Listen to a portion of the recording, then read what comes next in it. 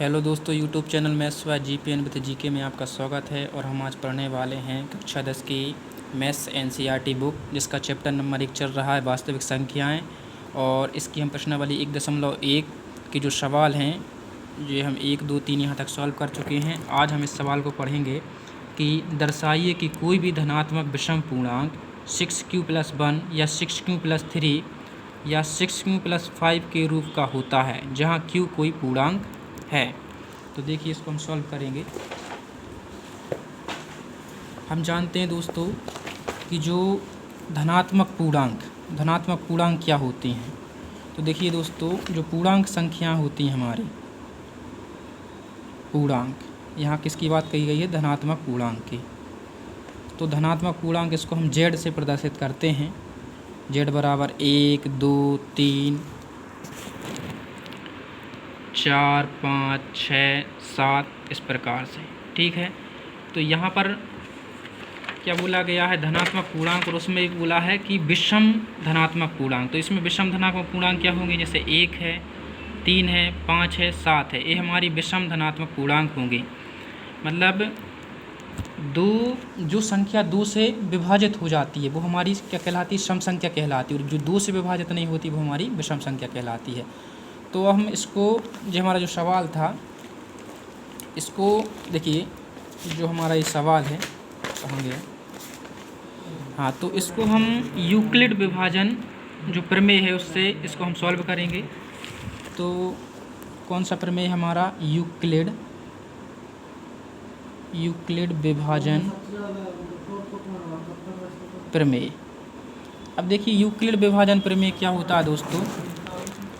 ये होता हमारा a बराबर BQ + R, जहाँ R का जो मान है वो B से छोटा होता है और बड़ा या बराबर होता है 0 के। ठीक है दोस्तों, अब यहाँ हमें सवाल में दिया है, यहाँ हमें सवाल में क्या दिया है कि 6q + 1। तो 6q + 1 की यदि हम तुलना b + q + r से करें तो b का मान हमें क्या पता चल जाएगा? 6 पता चल जाएगा कि भैया b का मान 6 है। और हम जानते हैं कि जो r का मान है वो b से छोटा होता है और बड़ा या बराबर होता है 0 के। तो यहाँ हमारे जो r के मान है वो कितने हो जाएंगे कि r का मान 0 हो सकता है, 1 हो सकता है, 2, 3, 4, 5। ठीक है ना। तो यहाँ कुल मिला के 6 केस बन सकते हैं। अब इन हम 6 केसों को सॉल्व करेंगे एक एक करके।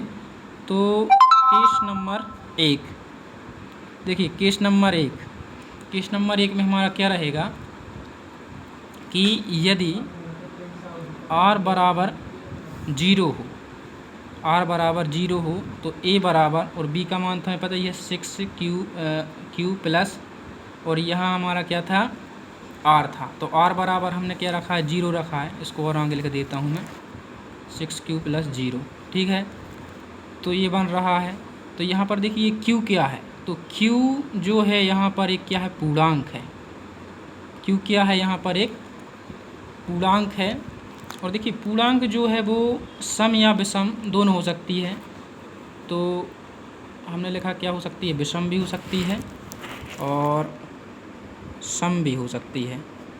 मान लीजिए विषम 3 मान लीजिए और सम मान लीजिए 2।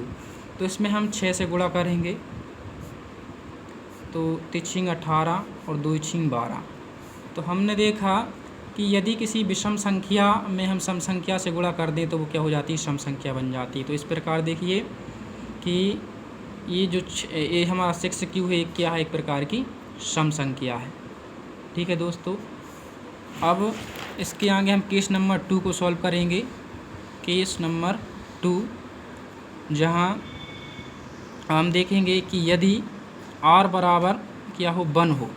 तो यदि r बराबर 1 हो तो a बराबर 6q + 1 ऐसा आएगा। अब देखिए, एक और मैं आपको बेसिक बता दूं कि यदि हम सम संख्या में विषम संख्या जोड़ते हैं तो आंसर हमारा विषम आता है। इसको मैं आपको एग्जाम्पल से बताऊंगा। और यदि हम सम संख्या में कोई सम संख्या को जोड़ते हैं तो आंसर हमारा सम संख्या आता है। जैसे देखिए सम संख्या हमने माना 4 और इसमें हमने 1 जोड़ दिया तो आए 5, ठीक है ना। तो हमने सम संख्या में विषम संख्या जोड़ी तो 5 आया, ठीक है ना, विषम संख्या 1 जोड़ी। और जैसे हमने 4 में 2 जोड़ दिए तो 6 आया, ठीक है ना। तो यदि हम किसी सम संख्या में विषम संख्या जोड़ेंगे तो आंसर विषम संख्या आएगा, और यदि हम किसी सम संख्या में सम संख्या जोड़ेंगे तो आंसर सम संख्या आएगा। तो इस प्रकार हमारा जो 6q + 1, तो 6q हमारा ये सम संख्या हो गया और ये 1 है ये हमारा विषम हो गया। तो इसका आंसर हमारा क्या आएगा, विषम आएगा। तो समीकरण 1 जे हो जाएगा, क्योंकि हमें विषम के बारे में ही ज्ञात करना है। अब केस नंबर हमारा रहेगा 3। तो केस नंबर 3 में हमारा रहेगा कि यदि r बराबर 2 हो, तो ये हो जाएगा हमारा a बराबर 6q + 2। अब देखिए जे हो गया हमारा सम संख्या और जे भी हो गई हमारी सम संख्या। जब सम में सम जोड़ते हैं तो आंसर भी क्या आता है, सम संख्या। तो जे भी आ गया सम संख्या। तो अब लेंगे हम केस 4। तो केस 4 हमारा क्या है कि यदि r का मान कितना हो, 3 हो, तब जो हमारा क्या बनेगा, a बराबर 6q + 3। तो देखिए ये है सम संख्या और ये है हमारी विषम संख्या, और जब सम में हम विषम जोड़ेंगे तो क्या आएगी, हमारी विषम संख्या। तो हमें विषम संख्या के बारे में ही अभी ज्ञात करना है। तो ये हमारा हो जाएगा समीकरण 2। अब देखिए केस नंबर 5। केस नंबर 5 हमारा कि केस नंबर 5 कितना था, 4 था। केस नंबर 5, तो केस नंबर 5 में यदि r बराबर हम लेंगे 4, तो a बराबर हमारा हो जाएगा 6q + 4।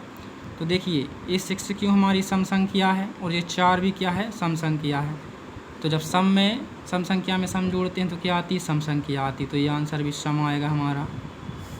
अब हमारा केस नंबर 6। केस नंबर 6 हमारा क्या है कि यदि r बराबर कितनी हो, 5 हो, तब क्या होगा, a बराबर 6q + 5। तो ये हमारा 6q क्या है, सम संख्या है, और 5 क्या हमारी विषम संख्या है। तो आंसर हमारा क्या आएगा, यहाँ विषम आएगा। तो एक समीकरण ये बन गया 3। तो देखिए दोस्तों, ये क्या हमारा समीकरण 1 जे है, समीकरण 2 जे है और समीकरण 3 जे है। इसमें विषम संख्या मिली है। तो हम लिख देंगे यहाँ समीकरण 1, 2 और 3 से, और उसके बाद हम यहाँ से लाइन लिख देंगे कि कोई भी धनात्मक विषम पूर्णांक 6q + 1 या 6q + 3 या 6q + 5 के रूप का होता है जहाँ q पूर्णांक है। तो आज के लिए इतना ही। थैंक यू दोस्तों।